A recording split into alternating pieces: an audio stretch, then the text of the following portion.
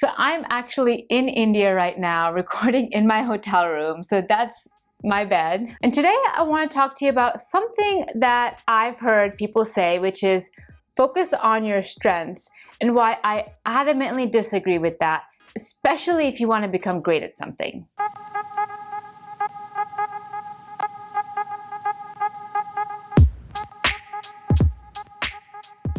So, as many of you know, I've been teaching myself belly dance, and I've been really focused on practicing my hips over the last couple of weeks because obviously, if you're doing belly dance, you want to learn how to move your hips. And so I was practicing, and things were getting better. I definitely saw a lot of improvements. And then I decided to record myself doing a little bit of choreography. And then I watched the recording, and I was horrified because I discovered my weakness. So I'll admit something.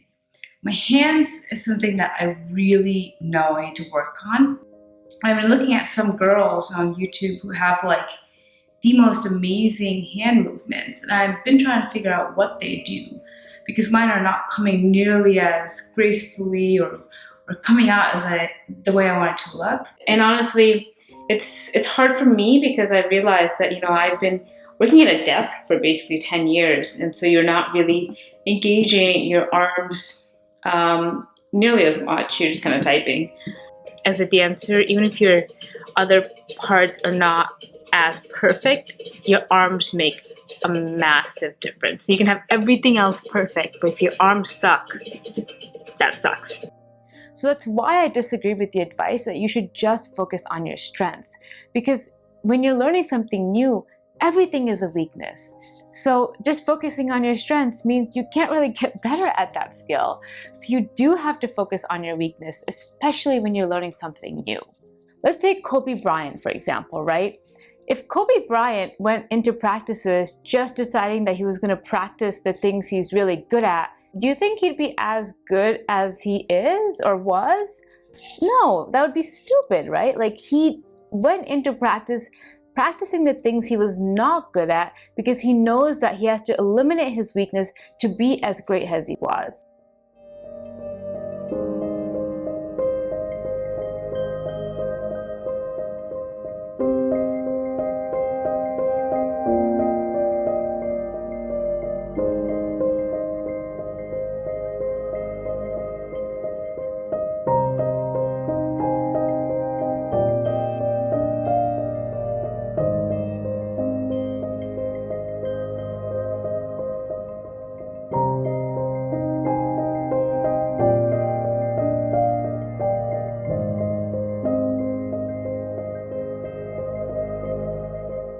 So I read a book once where they were talking about the difference between a great musician and the average musician. So the average musician, like, if you hear and listen in to his practice sessions, you notice that like he's playing the song perfectly and it sounds beautiful, and it's he gets through the whole session, the whole song really perfectly. So you're like, wow, this guy really knows how to play that song perfectly.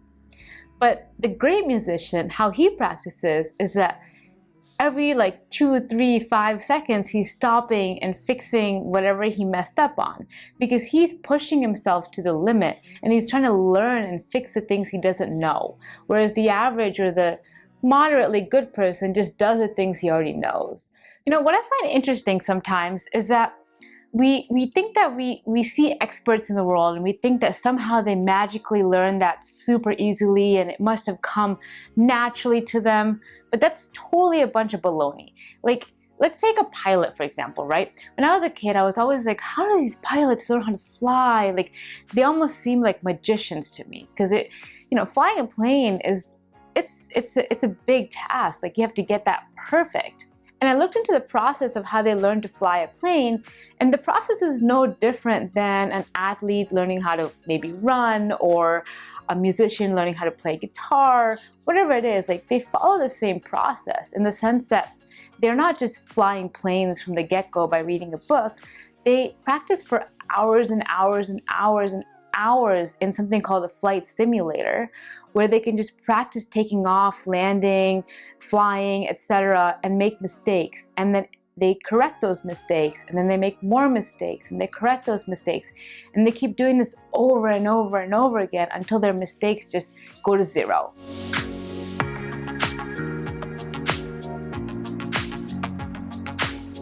So whenever I'm learning something, I like to remember that, because I realize that I have to put myself in that kind of flight simulator model, where in my case, it's the mirror. Because as a dancer, you can look at yourself in the mirror and find all your errors. You can see where your hands are going off, you can see where your hips are going off, you can see where your face looks bad, all that stuff, and you can correct them. And you do this over and over and over again with each practice session. The number of times I literally have to correct my hands and correct the same mistake a bajillion times is basically every day. But I know that over time, that process just becomes automatic and it becomes muscle memory. Because right now, I have to tell myself to do these things, but over time, my muscle will just remember to do those things. But the one important thing to note is that you also don't want to try to fix all your mistakes at once, because that gets really overwhelming. It's just that I'm really trying to isolate, first working on my hips and then fixing my hands. I'm trying to do both at the same time, but before I truly focus on my hands, I want to get some of the other isolation movements right. So that footage was actually shot 2 weeks ago, when I discovered my arms were a weakness, but my hips were also a weakness back then. But if I tried to do all of it at once, I would have been overwhelmed. So instead, what I like to do is I typically like to isolate different parts of my weaknesses. So first, I focus on my hips. And then now, 2 weeks later, I can finally focus on my arms, because it won't be too much for my brain to learn. So what I'm going to do is even actually break that arm errors further down, in the sense that the arm has a lot of different parts, right? It has your fingers, it has your wrists, it has your elbows, it has your shoulders. If I try to get all of the technique for my entire arm right all at once, it's going to be overwhelming. So instead, I'm going to break it down. I'm going to focus on first, getting my fingers perfected.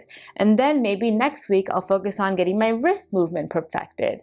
And then the following week, I'll focus on getting my elbow perfected. And I'll keep doing this in chunks until I slowly get the entire arm perfected. One thing I really focused on today is arms, and really trying to keep remembering to have my arms properly positioned. So it's not going to be an overnight thing, but I'm hoping that if I just keep reminding myself as I'm dancing to focus on my arms, focus on my arms, focus on my arms, over time it'll hopefully become a little bit more automatic, instead of me constantly having to focus on keeping my arms in the right position.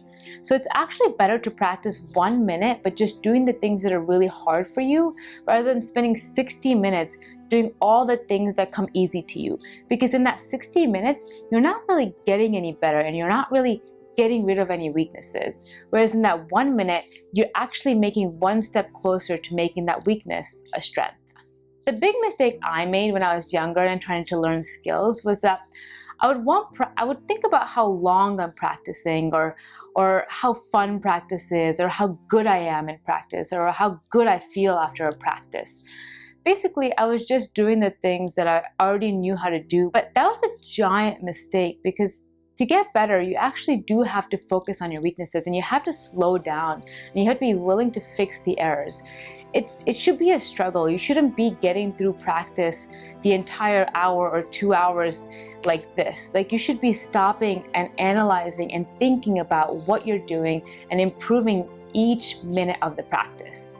So today was a great practice. I continued to focus on my hands, and one big realization I had was once you really, so if you're just, focusing on one part of your body, like getting your hips right or getting your toes right, then perhaps you can it's a little bit easier, because everything else can kind of relax. But when you're really getting your hips and your ankles and your hands and your face, and your chest, like all of those in the proper position, proper form, proper technique, it is hard, because you have to concentrate on getting all of those 7 points perfect.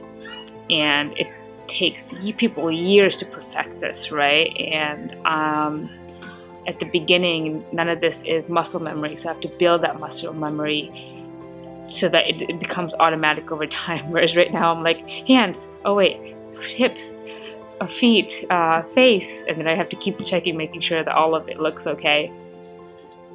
Learning dance is actually hard for me. Like, I have to really concentrate and focus, and every morning I know that the first 2 hours of my day are going to be really intently, deeply focused on practicing. That's the case for anything you learn. Like, when I learned how to code, it wasn't easy and it just didn't come naturally to me. I had to get up and really deeply focus on how I'm going to learn to code. So I think like sometimes you look from the outside and you think that this person just gets it magically, but that's all a bunch of baloney. I think one of those moments where I'm tired and this drill is hard, and the easy thing to do would be to give up, but I think that would be the wrong decision. So I'm going to take a minute to just breathe and keep going. I have 15 minutes left of this particular drill, and then another 15 minutes of another drill, and then I should be done and I can go to the gym. But when I'm struggling like that, what I like to do is I like to tell myself that, pain is just weakness leaving the body. Because, it sounds cliche, but it's actually very true. Like, when you're going through that pain, it is weakness leaving the body, because that pain goes down over time and that weakness starts to become a strength. And this goes to my last point, which is that you don't want to just ignore your weaknesses, because sometimes your weaknesses could actually be some of your greatest strengths. In my case, right, arms are my weakness right now, but I learned that if you actually know how to use long arm properly, they can actually be a really huge asset as a dancer. I realized why I have a hard time with my hands, which is that I have really long arms. So that means I have to be really careful where they are. I can't just have them be anywhere because they don't look graceful that way. And that's why some girls are able to just get on stage and their hands look so beautiful because they're so short. And whereas like my hands are super long, so they look kind of like flimsy if I don't take care of them. And so that's a really good thing to know, and it made me realize why I'm having such a hard time with my hands. So now I need to really focus on getting the hand technique right and working extra hard to get them right, because she said that it's hard to get them right, but if you can get them right, then they're beautiful. So I really need to figure out what makes long hands beautiful and work on that technique. So I'll keep you guys posted on how I make progress on my arms. I have a feeling it'll probably take me at least like 6 to 8 weeks to really isolate all the different parts and focus on the different parts before I get them to the place that I want to get them. I'm excited to do it. I'm excited to just really focus on the technique there, because I know that if I focus on my arms, it's going to make me a much better dancer. So I definitely don't like the advice that you should just focus on your strengths, because if I did that, then I would just focus on my hips and then I wouldn't be a great dancer. To be a great dancer, I do have to focus on my weakness.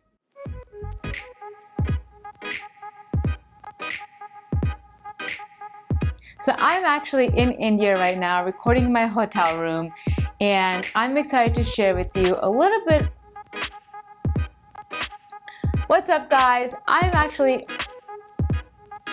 Hey guys, it's Friday and I'm about to begin practice. My hair is so staticky.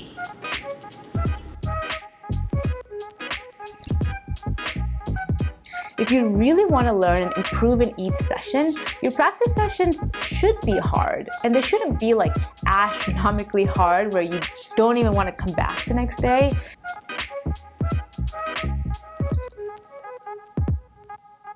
I think this is it